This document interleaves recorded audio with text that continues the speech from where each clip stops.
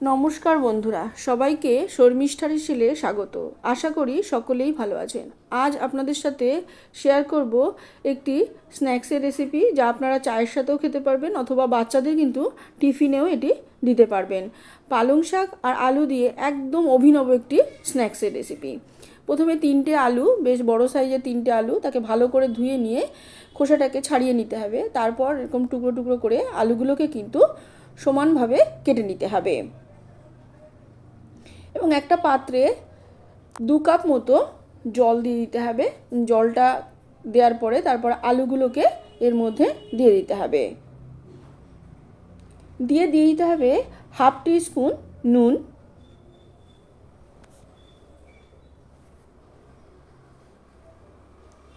এবং মিনিট 5-এর জন্য হাই ফ্লেমে ঢাকা দিয়ে দিতে হবে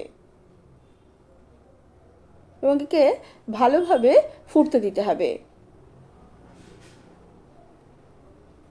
মিনিট 5 পরে ঢাকনাটা খুলে দিলাম। আলুটা এই সময় সিদ্ধ হয়ে গেছে এবং গ্যাসটাকেও বন্ধ করে দিলাম। এবার আলুটাকে জল থেকে তুলে নিতে হবে আলাদা একটি পাত্রে।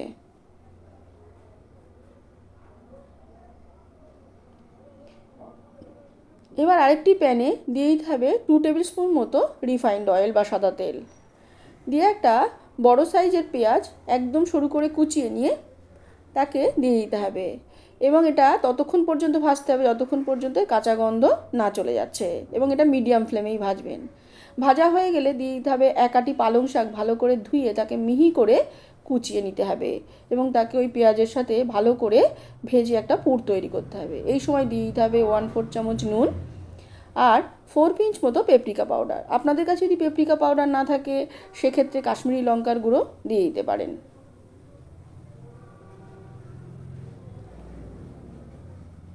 দিয়ে একে 5 মিনিট হাই ফ্লেমে কিন্তু নাড়তে হবে, একদম ভাজা ভাজা করে নিতে হবে।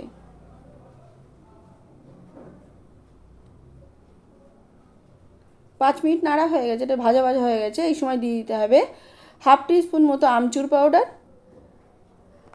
আর 1 টিস্পুন মতো চিনি দিয়ে একে মিনিটখানেক হাই ফ্লেমে নেড়ে তারপর পুরটা তৈরি হয়ে যাবে, একটা আলাদা পাত্রে একে তুলে নিতে হবে।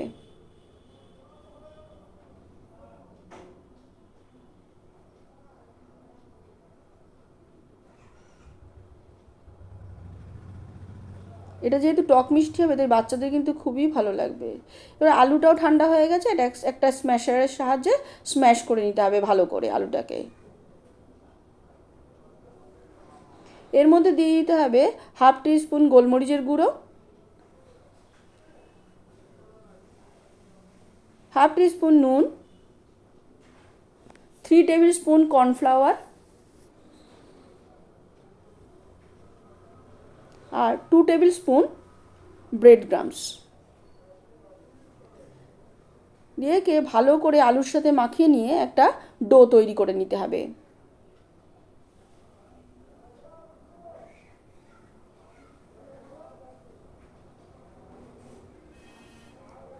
এই সময় খেয়াল রাখবেন যেন কোনো রকম লাম্প না থাকে আলুতে, মানে দলা যেন না থাকে। এবার স্লাইস কেটে নিতে হবে চিজের, এটা পুড়ে দেওয়া হবে। আপনারা চাইলে এরকম স্লাইস যে চিজগুলো পাওয়া যায় সেগুলো দিতে পারেন। এবার ডো থেকে বলের আকারে আলুগুলোকে গোল গোল করে নিতে হবে, যেমন আমরা রুটির গোলা তৈরি করি। এবার একটা বাটির মতো করে তৈরি করে নিতে হবে, যার মধ্যে পুরটাকে ভরতে হবে।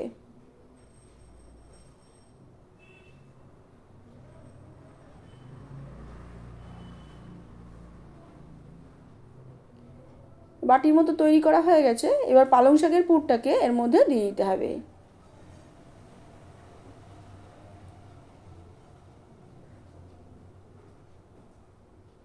এবার দিয়ে দিতে হবে একটা চিজের স্লাইস।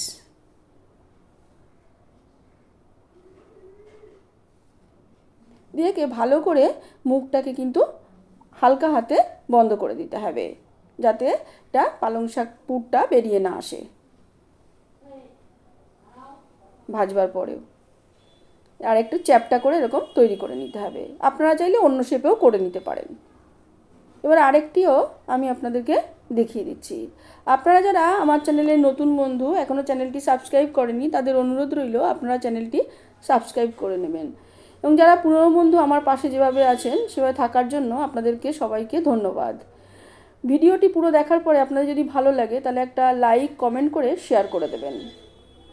দেখুন আর একটাও কিন্তু তৈরি হয়ে গেছে। এইভাবে সব কটাই কিন্তু এইভাবে তৈরি করে নিতে হবে। এটা খেতে কিন্তু ভীষণ সুন্দর লাগে। আর যেহেতু অল্প তেলে ভাজা হয়, শ্যালো ফ্রাই হয়, সেই জন্য এটা কিন্তু খুবই স্বাস্থ্যসম্মত বটে। দেখুন সব কটাই এইভাবে তৈরি করে নিতে হবে।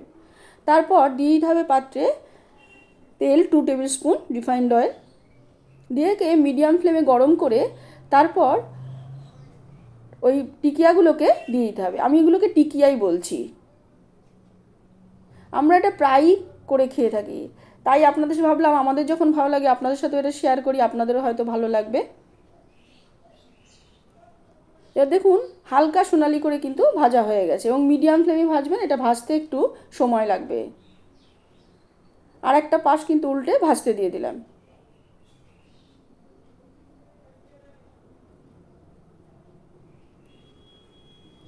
দেখুন আরেকটা পাশও ভাজা হয়ে গেছে, এবার উল্টে দিলাম সেটা।